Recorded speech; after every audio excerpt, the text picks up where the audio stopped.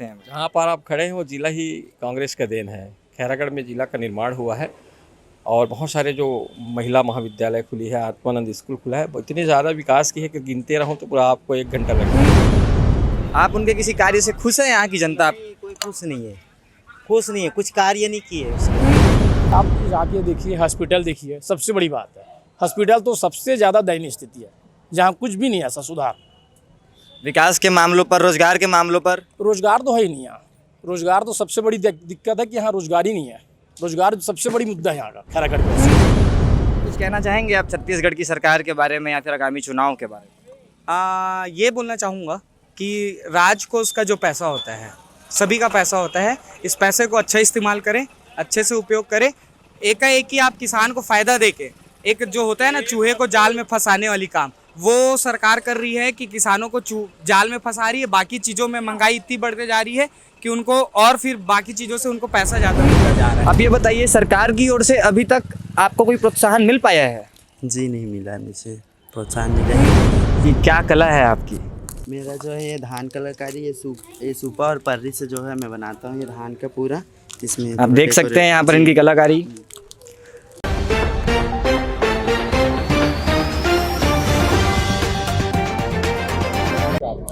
नमस्कार, आप देख रहे हैं दबंग राजधानी और मैं हूं आयुष वैष्णव। छत्तीसगढ़ में आयोजित होने वाले विधानसभा चुनाव को सिर्फ 1 ही महीने शेष है। विधानसभा चुनाव के चलते आज हम पहुंच चुके हैं खैरागढ़ जिले के खैरागढ़ विधानसभा पे, जहां पर भारतीय जनता पार्टी ने विक्रांत सिंह को और भारतीय राष्ट्रीय कांग्रेस ने अपने वर्तमान विधायक यशोदा वर्मा को खैरागढ़ विधानसभा से टिकट दिया है। आज खैरागढ़ के जिला का निर्वाचन अधिकारी एवं कलेक्टर ऑफिस पे कुछ ही समय के पश्चात यशोदा वर्मा जी यहाँ पर आकर आज अपना नामांकन भरने वाले हैं। यशोदा निलंबर जिंदाबाद, यशोदा निलंबर जिंदाबाद, यशोदा वर्मा जिंदाबाद जिंदाबाद जिंदाबाद। आइए, खैरागढ़ विधानसभा से जुड़े चुनाव की खबरों के लिए आज हम आप सभी को मिलवाते हैं खैरागढ़ की आम जनता से। सर्वप्रथम हम आपका नाम जान सकते हैं? हेमंत वैष्णव। हेमंत वैष्णव जी। हेमंत जी, हमारा सबसे पहला सवाल आपसे यह है कि क्या लगता है आपको इस वर्ष इस विधानसभा चुनाव में किसकी जीत होने वाली है? यशोदा नीलंबर की जीत होगी भाई, क्योंकि वो लगातार 15 महीने से क्षेत्र में बहुत काम की है और भूपेश सरकार के ऊपर जो काम किए हैं उन पे भरोसा है, इसलिए ऐसे लगता है कि यशोदा वर्मा का पक्ष में माहौल है। आप कांग्रेस पार्टी के कार्यकर्ता हैं? हाँ, कांग्रेस का कार्यकर्ता हूँ मैं। आज मैडम फॉर्म भरेंगी इसलिए हम लोग सब यहाँ उपस्थित हुए हैं। किन विषयों पे और किन मुद्दों को आप जनता के सामने रखेंगे? भूपेश बघेल जी का जो काम है 5 साल में, उसको हम लोग जनता के बीच रखेंगे और निश्चित ही भूपेश बघेल जो हमारे 5 साल में काम किए हैं उसी आधार पर किसानों के लिए जो किए हैं, और हमारा किसान बहुल क्षेत्र है और यशोदा नीलांबर वर्मा जी स्वयं किसान की पुत्री हैं, इसलिए निश्चित ही हम लोग किसान के मुद्दा को लेकर ही चुनाव में जा रहे हैं और उसी के माध्यम से चुनाव में जीतेंगे। जैसा कि अभी आपने कहा कि इन 5 वर्षों पे भूपेश बघेल जी के शासनकाल पे खैरागढ़ विधानसभा पे और खैरागढ़ जिले पे बहुत ज़्यादा विकास हुआ है। कौन कौन से विकास हुए हैं, क्या आप गिनवा सकते हैं? जहाँ पर आप खड़े हैं वो जिला ही कांग्रेस का देन है। खैरागढ़ में जिला का निर्माण हुआ है और बहुत सारे जो महिला महाविद्यालय खुली है, आत्मानंद स्कूल खुला है, इतने ज़्यादा विकास की है कि गिनते रहूँ तो पूरा आपको 1 घंटा लग जाएगा। कौन कौन से परिवर्तन हुए हैं? व्यापक परिवर्तन हुआ है, व्यापक परिवर्तन हुआ है। सबसे बड़े तो यहाँ जिला बना है। जिला के बनने के बाद यहाँ महाविद्यालय के महिला महाविद्यालय बना है, यहाँ पॉलिटेक्निक कॉलेज में विकास हुई है, आत्मानंद स्कूल खुला है, 2 तहसील का नया निर्माण हुआ है। इस तरह से देखें तो सभी क्षेत्र में बहुत ज़्यादा विकास हुआ है। जगह जगह रिपा के माध्यम से भी महिला समूह को आगे बढ़ाया गया है और हमारे यहाँ जो भोतली का समूह है वो देखने लायक है, जिनका दूर दूर तक नाम चलता है। यहाँ के जो भारतीय जनता पार्टी के जो प्रत्याशी हैं विक्रांत सिंह जी, क्या वो कड़ी टक्कर दे पाएंगे अगर एक आम जनता के हिसाब से अगर आपसे पूछा जाए तो? अब चुनाव तो टक्कर का ही होता है, वो अलग चीज़ है ना। लेकिन भूपेश सरकार की जो उपलब्धि है उस हिसाब से नहीं लगता कि वो कहीं टक्कर का चुनाव है। वो किसानों के लिए उनकी योजना अपने आप में परिपूर्ण है। विक्रांत सिंह जी जो यहाँ के वर्तमान विधानसभा प्रत्याशी हैं, किन मामलों पे हम कह सकते हैं कि यशोदा वर्मा जो वर्तमान विधायक है वो श्रेष्ठ है उनसे? मुझे नहीं लगता कि वो किन्हीं मामलों में श्रेष्ठ हैं। नहीं, हमने कहा कि यशोदा वर्मा जी क्यों श्रेष्ठ है विक्रांत सिंह जी से? क्योंकि वो जिस दिन से मिली है लोगों के बीच रही है, 15 महीने इतना काम किया है, 5 साल के बराबर काम किया है, लोगों से एकदम संपर्क में है। बड़ी बड़ी उपलब्धि हमारे यहाँ, जैसे सिद्ध बाबा जलाशय हो गया, एडीबी का रोड हो गया, छुई खदान से अतरिया, कांग्रेस सरकार की इतनी बड़ी उपलब्धि है। और खुद की उनके मतलब लोगों के संपर्क में रहती है, सुख दुख में आते जाते रहती है।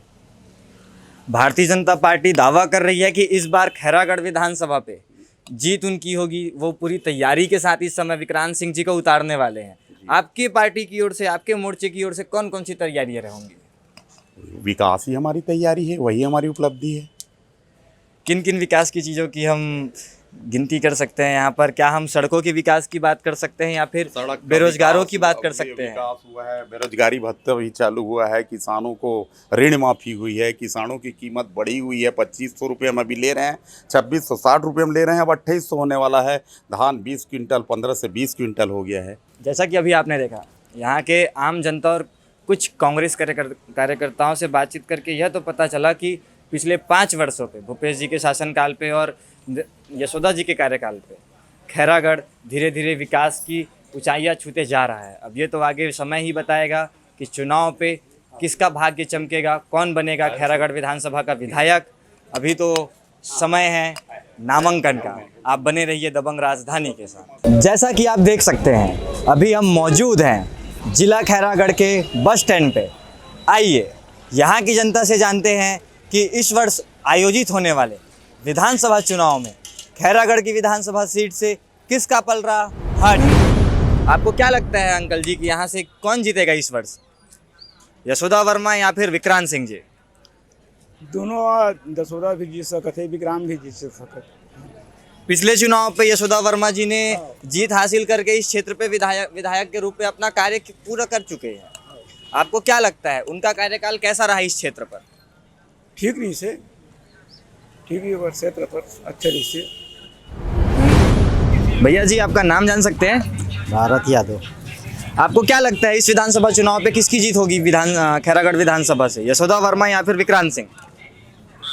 अब ऐसा है जिसका सत्ता उसी का तो माहौल दिख रहा है भैया, क्या बता सकते हैं।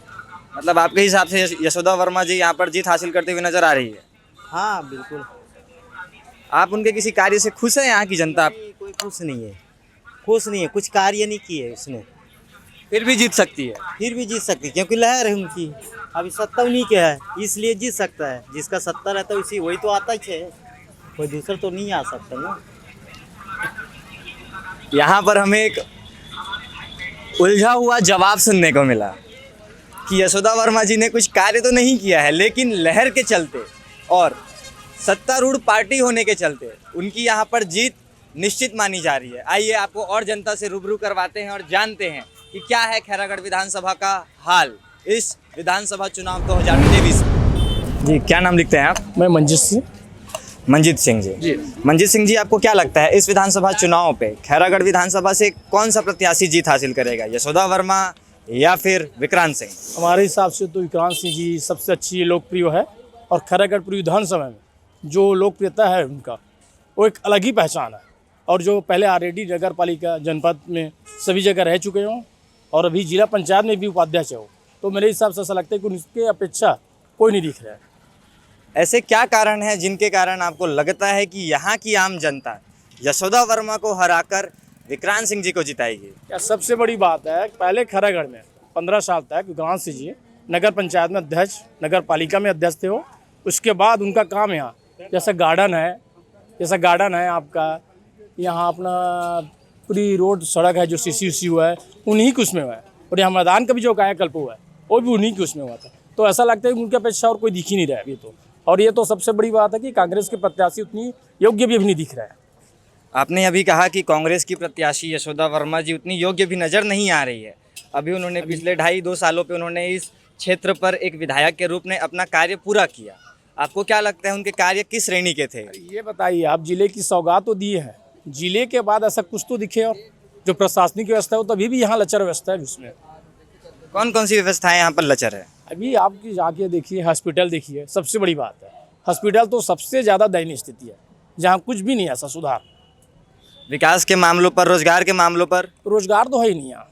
रोजगार तो सबसे बड़ी दिक्कत है कि यहाँ रोजगार ही नहीं है। रोजगार सबसे बड़ी मुद्दा है यहाँ का खैरागढ़ के वासियों का। कितने मतों से विक्रांत सिंह जी यहाँ पर जीत हासिल कर सकते हैं, अगर हम आपसे पूछना चाहें तो? अब हमारे हिसाब से तो लगभग 10,000 के आसपास विक्रांत सिंह जीतेंगे इसमें। जैसा कि अभी आपने देखा, अभी हमें मंजीत सिंह जी से बातचीत करके यह पता चला कि विकास के नाम पर, रोजगार के नाम पर और स्वास्थ्य सेवाओं के नाम पर खैरागढ़ जिला, खैरागढ़ विधानसभा अभी भी पिछड़ा हुआ नजर आ रहा है। कुछ कहना चाहेंगे आप छत्तीसगढ़ की सरकार के बारे में या फिर आगामी चुनाव के बारे में? ये बोलना चाहूँगा कि राज कोष का जो पैसा होता है, सभी का पैसा होता है। इस पैसे को अच्छा इस्तेमाल करें, अच्छे से उपयोग करें। एकाएक ही आप किसान को फ़ायदा दे के, एक जो होता है ना चूहे को जाल में फंसाने वाली काम, वो सरकार कर रही है कि किसानों को जाल में फंसा रही है। बाकी चीज़ों में महंगाई इतनी बढ़ते जा रही है कि उनको और फिर बाकी चीज़ों से उनको पैसा ज़्यादा लूटा जा रहा है। किसानों का जो कर्जा माफ हुआ, जी। जैसा कि आपने कहा कि राजकोष का पैसा जी भूपेश सरकार ने किसानों पर व्यर्थ तरीके से बहाया। जी आपका सवाल आपने यही जवाब दिया। जी। हम आपसे ये जानना चाहेंगे कि क्या सरकार को किसानों का कर्जा माफ नहीं करना था? बिल्कुल नहीं, क्यों? क्योंकि किसानों को लाभ दिया जाए, उनका कर्जा माफ़ ना किया जाए। अच्छा, किसानों को लाभ दिया जाए। कौन कौन से लाभ दिए जाए? जैसे सिंचाई व्यवस्था होती है, जल की व्यवस्था होती है, बीज की व्यवस्था होती है। आज आप किसी भी समिति में जाए, बीज की व्यवस्था नहीं है, खाद की व्यवस्था नहीं है। ये चीज़ को उनके टैलेंट को बढ़ाया जाए, उनको प्रशिक्षण दिलाया जाए, ना कि उनके पैसे को माफ़ किया जाए, ताकि किसान भी सक्षम हो सके और खुद से अपना कर्ज पटा सके। अभी आप आगे देखते रहिए, चुनाव बहुत ही कम दिन शेष बचा हुआ है। धीरे धीरे आम जनता अपनी परेशानी, अपनी दिक्कतों को खुलकर सामने लाने का प्रयास करेगी और हम भी प्रयास करेंगे कि हम उनकी समस्याओं को, उनकी मांगों को आपके सामने लगातार रख सके। आप बने रहिए दबंग राजधानी के साथ, आपको दिखाएंगे विधानसभा चुनाव की पल पल की खबरें सबसे तेज। भूपेश बघेल ने किसानों के लिए अच्छा काम किया है कि नहीं किया है, आप बताओ। अच्छा काम करे तिले बता हम जी। क्या क्या अच्छा काम किया है? अरे भवन के लिए कि भवन बनवा दी और कोई मांग करी किसान मन तिला दी से भूनस लगे तो देते छे। और ये है तो बीजेपी रही तो भूनस दूँ कि 3 साल के भूनस नहीं दी। ये कांग्रेस है तो भूनस लतहू दी सी। कांग्रेस भी तो 1 साल में 4 बार करके बोनस को दे रही है। कहीं करे पर दी तो है, फिर वो तेको कन देवे नहीं करी। सरासर झूठ बोल दी तो कैसे कर भी। अभी देखा आपने छत्तीसगढ़ के किसानों की मन की बात। इनके हिसाब से छत्तीसगढ़ में की सरकार ने, भूपेश बघेल ने किसानों के लिए अभी तक बहुत ही अच्छा कार्य किया है और सबसे अच्छा कार्य इनको लगा कर्जा माफी का। क्या इस विधानसभा चुनाव पे भी भूपेश बघेल जी कर्जा माफी का दांव खेलेंगे? क्योंकि प्राप्त सूत्रों के हिसाब से छत्तीसगढ़ के किसान फिर से कर्ज में डूब चुके। अब देखना ये होगा कि भूपेश सरकार किसानों के लिए इस समय कौन सी रणनीति है। देखिए, छत्तीसगढ़ की यूथ कुछ कहना चाह रही है छत्तीसगढ़ सरकार से। आइए आपको दिखाते हैं कि क्या कहना चाह रही है छत्तीसगढ़ की यूथ। क्या नाम लिखते हैं आप? सबसे पहले आपका नाम। सबसे पहले तो मेरा चंद्र प्रकाश साहू है, जो कि मैं चंदू धान कलाकारी के नाम से जानते हैं अधिकतर। कहाँ के रहने वाले हैं आप? मैं बोरई दुर्ग के रहने वाला हूँ जी।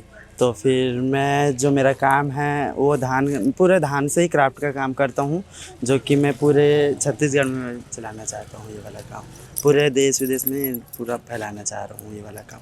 तो दिक्कत क्या आ रही है आपको? दिक्कत ये है कि मेरा जो काम है वो सरकार तक पहुँच नहीं पा रही है। क्यों नहीं पहुँच पा रहा है? आपने कहाँ कहाँ पर प्रयास किया कि आपका जो काम है वो सरकार तक पहुँच जाए? जी, जो जैसे कि एग्जीबिशन वगैरह लगता है, स्टॉल वगैरह लगता है, वहाँ भी मैंने ट्राई किया है। और एक्चुअली मेरा रजिस्ट्रेशन जो है अभी रुका हुआ है चिन्हारी पोर्टल में, नहीं हुआ। चिन्हारी पोर्टल पे अभी तक आपका रजिस्ट्रेशन रुका हुआ है? हाँ, रुका हुआ है, नहीं हुआ है मेरा। आप ये बताइए, सरकार की ओर से अभी तक आपको कोई प्रोत्साहन मिल पाया है? जी नहीं मिला, मुझे प्रोत्साहन मिला ही नहीं है। अभी आचार संहिता लग गया नहीं तो इसके पहले अपन लेटर लिख के सीधे ताम्रध्वज साहू के पास जाने वाले थे, गृह मंत्री के पास हम लोग जाने वाले थे। आपने अभी तक कहाँ कहाँ पर लेटर लिख के पहुँचाया है? अभी तक तो जिला अध्यक्ष जो दुर्ग थे, कलेक्टर के पास भी दिए थे हम लोग। तो वहाँ पर एक महिला समूह भी काम कर रही है, वहाँ पर बोरसी की है जी। सब आपकी हम कुछ कला की उदाहरण हम देखना चाहेंगे जी कि क्या कला है आपकी। मेरा जो है ये धान कलाकारी, ये सूपा और पर्री से जो है मैं बनाता हूँ ये धान का पूरा। इसमें आप देख सकते हैं यहाँ पर इनकी कलाकारी। देखने पे बड़ा ही सुंदर प्रतीत हो रहा है। और ये दुर्भाग्य है कि छत्तीसगढ़ में इतने अच्छे कलाकार होने के बावजूद सरकार की ओर से, सरकार की योजनाओं के माध्यम से कोई भी प्रोत्साहन नहीं मिल पाना, इसे हम साफ साफ शब्दों पर कला की मृत्यु कह सकते हैं। एक्चुअली में सामने हमारा गया ही नहीं है ना, ये हमारा कला जो है उनको दिखा ही नहीं है ये वाला। छत्तीसगढ़ में कैसी है हालत कलाकारों की? कुछ खास नहीं है ज़्यादा, तो बोले जाए तो इनको और आगे बढ़ाने हमें कलाकारों को प्रोत्साहन देना चाहिए सरकार को, और यहाँ पर जितने भी पढ़ने वाले हैं जो भी, उनको भी प्रोत्साहन मिलना चाहिए, और जो भी स्कूलों में हैं वहाँ पर उनको नौकरी भी देना चाहिए। जैसा कि अभी आपने देखा, छत्तीसगढ़ के युवा कलाकार से अभी हमने आपको रूबरू करवाया, जिनसे मिलकर यह पता चला कि छत्तीसगढ़ में कलाकारों को प्रोत्साहित करने के लिए कोई भी विशेष कार्य या फिर कोई भी विशेष ध्यान अभी तक सरकार की ओर से नहीं दिया गया। आखिर ऐसा क्यों? छत्तीसगढ़ का भविष्य छत्तीसगढ़ की युवा है, और जब तक छत्तीसगढ़ की सरकार छत्तीसगढ़ के युवाओं के लिए कोई कड़े और अच्छे कदम नहीं उठाएगी, तब तक हमारा राज्य विकास की ओर अग्रसर नहीं हो पाएगा।